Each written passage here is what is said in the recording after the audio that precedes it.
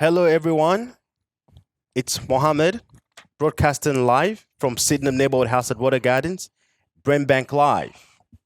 My panelist is Simon, Ethan, and Charmin. Welcome, welcome, guys. And may I say, these amazing young people, I've had the pleasure of knowing them for about, what would you say, 9 months now? Yeah. And I can tell. Since the program.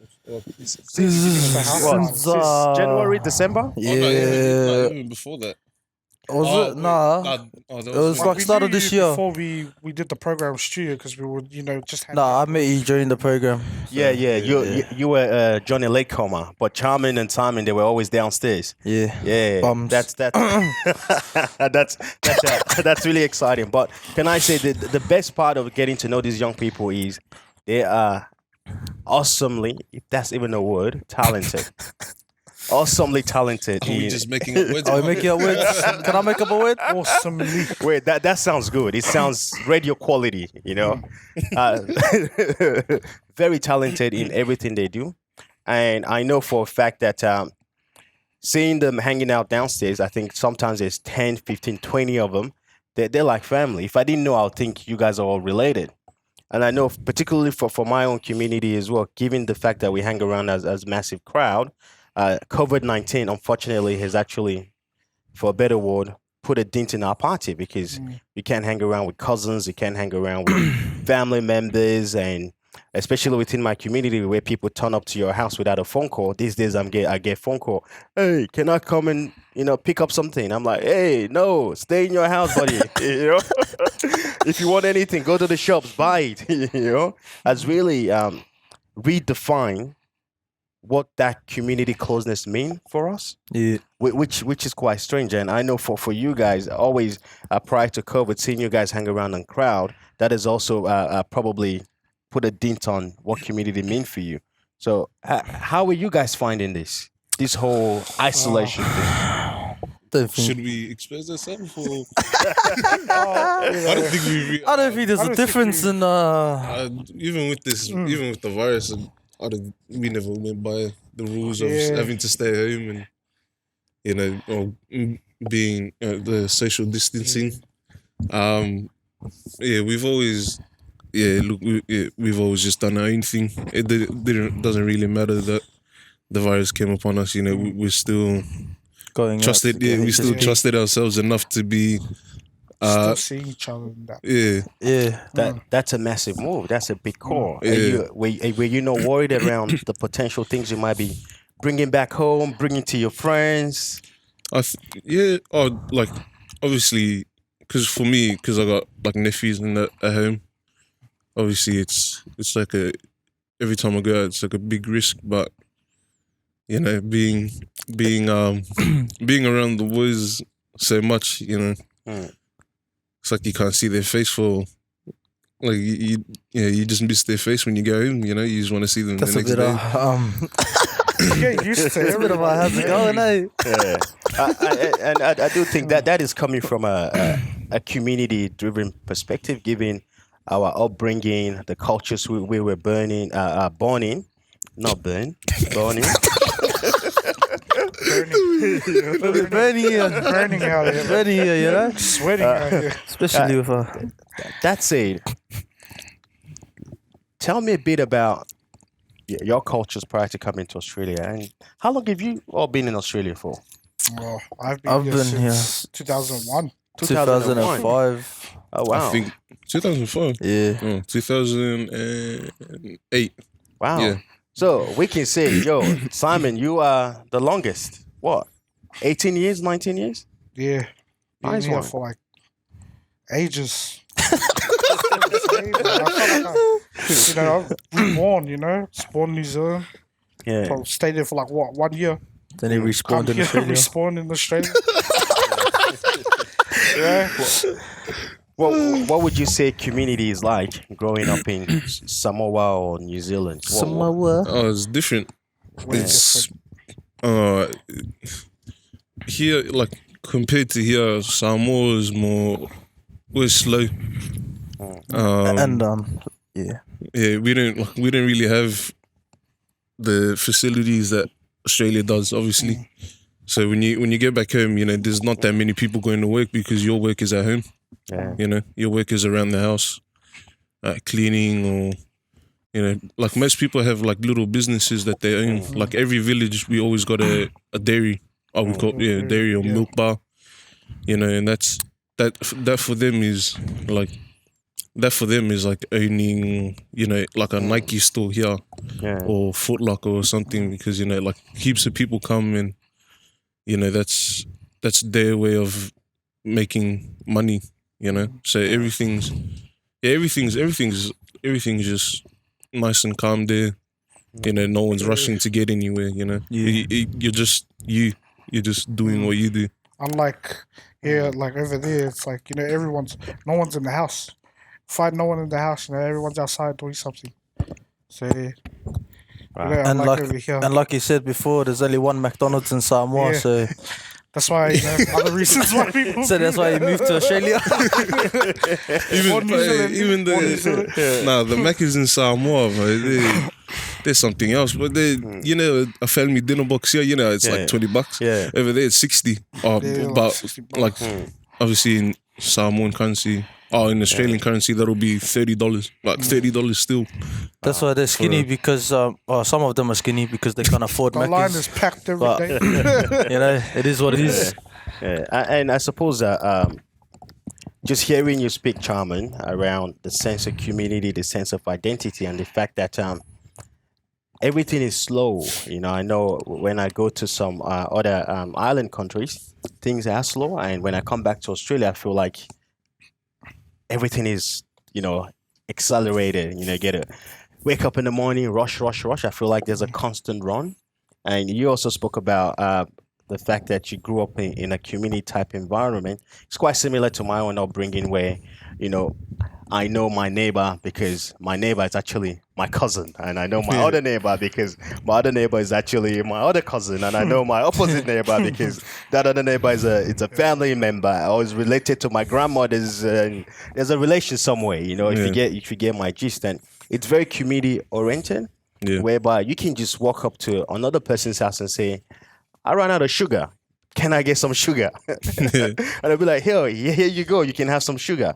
And that whole upbringing, it's very beautiful, because I know bringing up my own kids now, it almost feels like I'm bringing them up in a very singular society, whereby everything it's not so much about the extended family.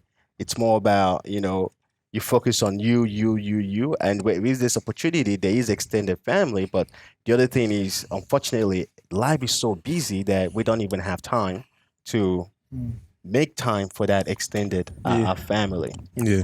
So, Simon, I know as well for yourself, you are about to become a dad for the very first time. Congratulations. Thank you. Thank you. How are you feeling? Oh, it's crazy, it's a rush. I feel It is a rush. I've What, never- 3 weeks now? I've never had this feeling week, before, 1 week.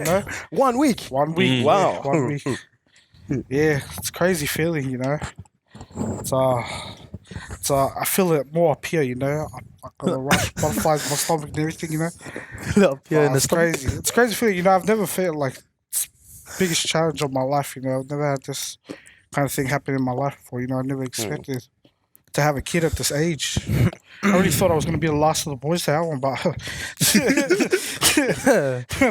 it is what it It is. is what it is. Yeah. It's a blessing, so yeah. Yeah, absolutely. Do you feel like you rushed, like do you feel like you just rushed life? Obviously, Yeah. like Honestly. no, like I know. like, Rushed it, G. most people they like they find the girl and then they settle down, a house and everything, and then they think Yeah, about then they having. think about kids and Yeah, marriage and like- everything. Does this like Honestly- would this still change what you want to do, or is this Nah. gonna or is this just a little like stepping stone for you to like find something you love to do and find the house and settle down with your little family, That's deep. Yeah, it's stepping stone, honestly, this whole thing. Yeah, we're having kids, setting up everything. Yeah, a house, new house, like, got to think of all that kind of stuff. I was rushing to it. So, everything was unplanned. Honestly, Real talk, everything was unplanned. But you know, it's all about that right mentality. You know, you gotta have Yeah. that right mindset. You know, if you can make it, if you know you can make it, you can make it. But yeah, so And I can tell you, things do happen that you don't really prepare for. But at the end of the day, it's how you actually take it. And I just heard someone say it is a blessing. I know for my second child, we didn't plan it either, and it happened. And I got a 2 years old, and I have a 10 months old. And for my experiences, nothing prepares you. When it happens, that's when you get prepared. yeah, honestly, You get prepared for the sleepless night, and I know Simon has been spending some time with the missus, in hospital with IV fluid and all, as the time is fast approaching. And Simon is like, I don't get any sleep. I'm like, buddy, that's just the beginning, dear. yeah, I know. Wait until you start to change 20 nappies in one day. Yeah, And that reminds me, have you taken your nappy classes yet? bro, I know how to change nappies and that. You know, You know how to I change put nappies? Ethan and Charmin in one. You know, like, Bro, you just spill your drink on me. yeah, but yo, it's alright. Nah, I know how to change nappies and that. Thank God for my mom.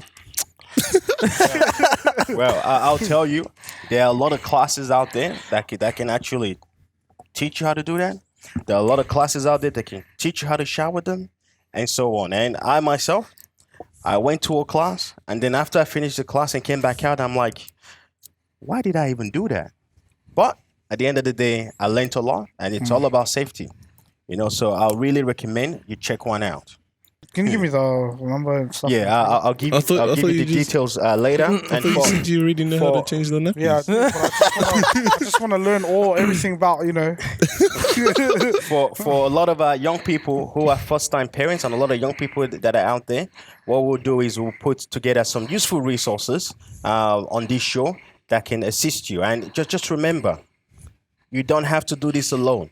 There's a lot of support that are out there for first-time fathers and for first-time mothers, or for people who are parents for the first time, that can actually assist you and support you. Lots of information that are out there, lots of YouTube tutorials, lots of classes you can attend for free. And especially, may I say this, if you're taking advice from parents, it is good to take a lot of advice from your elders and your parents, but the era is very different from this era. So you just gotta be careful. If you're getting a lot of advice that your partner might not be happy with, you're listening to this, no, you're listening to that. You guys just do you. Just do you. And if you make some mistakes, you learn along the way. And number two will be different from number one. But take your time. Don't be like me, man. 18 months difference, Straight all up. right? Yeah, man. Yeah, but I wouldn't change it for a thing. It is truly, truly beautiful. Really, really beautiful. I suppose, Charmin and Ethan and Simon, what are your Yes. aspirations growing up? Prior to coming to Australia, and now that you're in Australia, yeah, tell me more. I think I was a bit too young to even. Well, I was 8. Actually, I still got a mind on my own, but even then, I wasn't really thinking about any jobs, to be honest, like or wanting to be something. It was really in my later stages, like around 13, 14, that I saw the difference between the jobs in Samoa and the jobs here, and I wanted to. I was a chef. I wanted to be a chef from young, because my old man used to cook, and he's a good cook. I just wanted to be a cook as well, and I ended up doing that. But some difficulties that I had. I only worked there for like a year, but now it's different, because I'm doing like heaps of other things that I didn't know that I was gonna do, like this, like radio or even music. Even though it's a little platform, it still opens like myself up to other options, instead of just looking for like just those normal borderline jobs, and I think like aspiration for like I'll probably like Well, honestly I want to make it in the music industry. nice one. Honestly, yeah, like just having because I feel like for like if I did do music as a as a job, that'll be a fun like that's where I find my joy Yeah. and my passion is making music. And if I can have that as my own setup, as my own job, then I'll take it. Beautiful, and there are a lot of ways in which you can do that, and no doubt we'll be having a discussion after this show just to explore what is available through a number of council contacts and initiatives that can assist you in further pursuing your aspiration. That is beautiful, kids. I know sports and music is one thing that actually brings people together. Considering what's going on in the world today, I do think that the power of music is something we can continue to use to put some positivity out there. For those of you that do not know, Charmin has made quite a number of songs. I was about to say dope songs at Sydney Neighborhood House at the house program with an amazing studio here. And we'll be putting some of his latest single on this show. And if you're hearing this for the first time, that's because you're special, and that's because it's just been released. All right.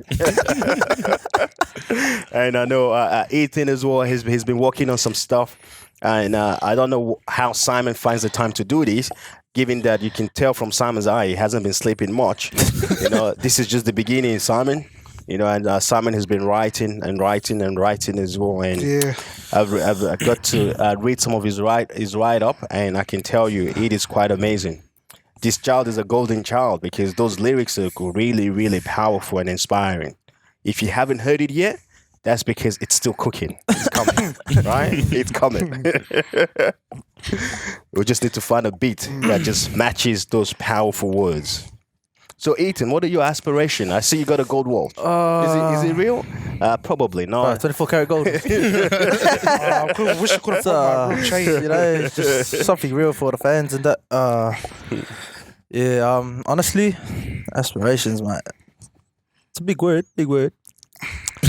Spell Nah. So I don't really know. To be honest, still a bit young, so still got a lot of exploring to do. But yeah, right now I've been working at KFC for quite some time, and I just picked up another job doing containers. Nice.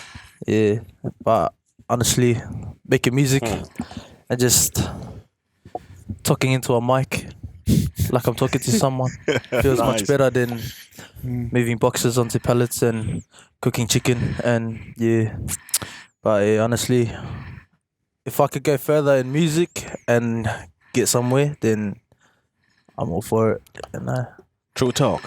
It's really amazing to hear you speak like that. Simply because I remember back in the days, I think my first job was Red Rooster. Yeah, Red Rooster. I think I was getting paid about $7.99 back then. So you can imagine how far back it was, and far back, yeah. far back. But hey, I used to think that I was loaded. I get paid a week. I made $150. I'm like, yeah, I'm a rock star. I got money. And myself and a couple of friends, started DJing and opened up a DJ gig, and we discovered, wow, people are actually paying us a pretty penny to be DJs.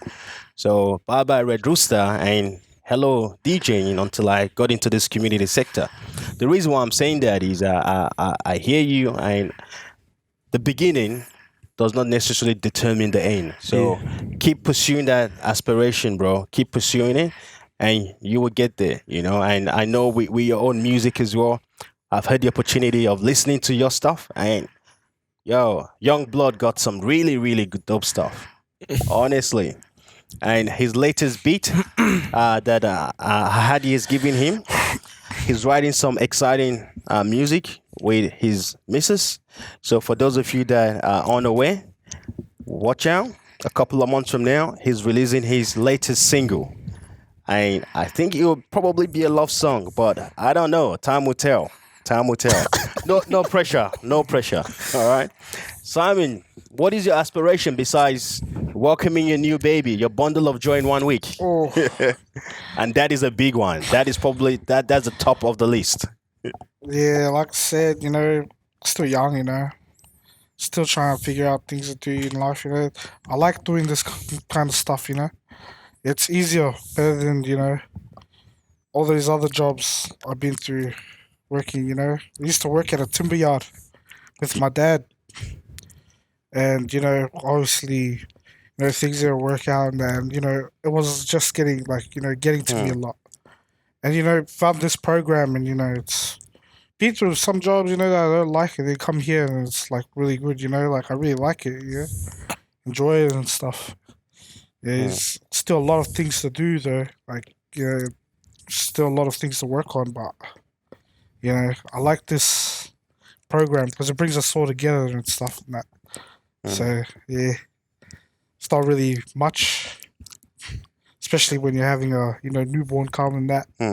So, yeah, stuff's pretty good. I hear you, Simon. And this program, from talking to a lot of young people, the impact it has actually had on a lot of young people is absolutely phenomenal.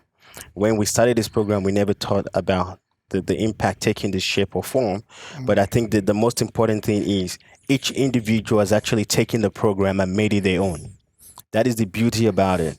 Each person is getting what they want out of it and has actually modeled it to suit their particular needs at a point in time. And with Simon in particular, welcoming a new child, it's very exciting. And we will give you a break from the program so you can concentrate on your new aspiration. And importantly, as well, if you need any help, I'm not saying I'm an expert, but just send me an SMS at Sydenham. I can pass on whatever little knowledge I have, because you can never be an expert when it comes to parenting. You're always learning something every day. My experience with my first child is very different from my experience with the second one, and will be different for God's grace, many more to come. Well, on that note, I'd like to say thank you very much to our panelists, Charmin, Ethan, and Simon. Once again, it's Real Talk. I'd like to thank you all for watching. Broadcasting live from Sydenham Neighborhood House at Water Garden Shopping Center. It's BRIMBANK Live on Live FM. Cheers. Let it boat.